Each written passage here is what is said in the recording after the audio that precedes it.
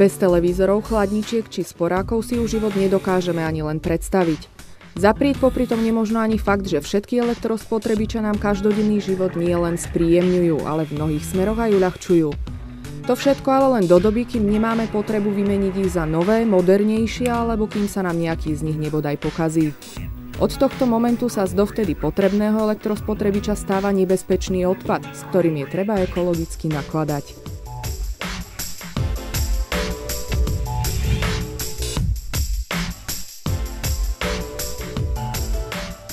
Keď nepotrebný elektrospotrebič skončí v komunálnom odpade či vo voľnej prírode, je takmer 100%, že s neho vplyvom počasia a ďalších faktorov môže dôjsť k uvoľneniu vysokoškodlivých látok, akými sú napríklad olovo, ortuť či kadmium, ktoré po vstrebaní sa do pôdy môžu kontaminovať i zásoby pitnej vody. Zvlášť nebezpečné sú freóny v starých chladiacich zariadeniach, ktoré máme aj dnes mnohí v domácnostiach. Tie pri uvoľnení sa do ovzdušia poškodzujú ozónovú vrstvu a tým aj naše zdravie. Možný negatívny vplyv elektroodpadu na životné prostredie a teda aj na naše zdravie je preto ďalším dôležitým dôvodom, prečo treba elektroodpad bezpečne a ekologicky zlikvidovať.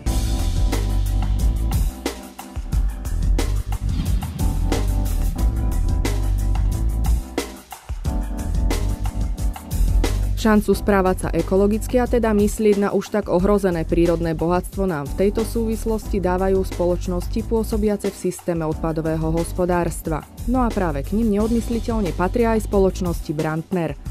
Ak sa teda aj vy chystáte vyhodiť svoj starý fén, mikrovlnku či nepotrebný monitor, môžete využiť hneď 3 ekologické spôsoby.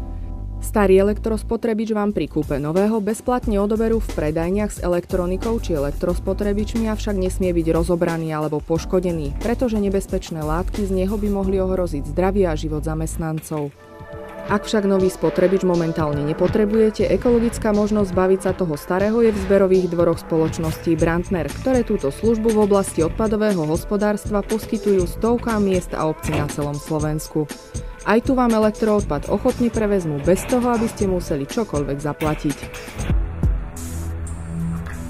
Posledným, no a zda najkomfortnejším spôsobom zbavenia sa starých elektrospotrebičov je mobilný zber elektroodpadu, kedy nepotrebné veci z našich domácností či pivníc prídu zamestnanci spoločnosti Brandner vo vopred oznámenom čase vyzbierať priamo pred naše príbytky či firmy. Takáto bezplatná služba je už pár rokov poskytovaná ako v mestách, tak aj v priľahlých obciach.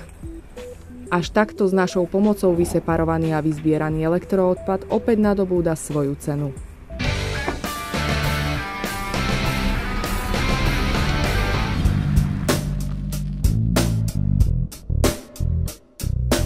Cesta elektroodpadu na špecializovaných zberných miestach totiž ani zďaleka nekončí. Práve naopak, smeruje na ďalšie zhodnotenie. Pracným vytriedením rôznych materiálov či surovín a ich následnou recykláciou získavajú autorizovaní spracovatelia zo starých elektrospotrebičov druhotné suroviny. Tie sa ale nemusia ťažiť a tým sa šetria prírodné zdroje, no a navyše niektoré materiály či suroviny zo starých elektrospotrebičov sa využívajú aj ako zdroj pre výrobu alternatívnej energie, čo je ďalší krok k ochrane životného prostredia. Pre predstavu ide napríklad o mosad, smeď, hliník, plasty, ale i drahé kovy, akémi sú zlato, striebro či platina. No a práve z týchto druhotných surovín opäť prichádza na svet nový elektrospotrebič alebo úplne iný tovar. Cieľ krajín Európskej únie je v tomto smere jednoznačný, a to aby milióny vyradených elektrozariadení v čo najväčšom objeme smerovali až za brány recyklačných závodov. Pretože ak ich vyhodíme tam, kam nepatria, sú nenávratne preč a ich ďalšie spracovanie nie je možné. Keď celý proces hrnieme dokopy, kruh sa nám uzavrel. Aj z toho najlepšieho počítača sa časom dozaista stane odpad. Keď s ním ale naložíme ekologicky, to znamená, že ho odovzdáme na určené miesta, ďalším spracovaním a recykláciou budú z neho opäť využiteľné druhotné suroviny, z ktorých raz bude možno aj tá najmodernejšia verzia počítača, o ktorom dnes iba snívate. Naďalej využívať sa dá totiž až 90% elektroodpadu.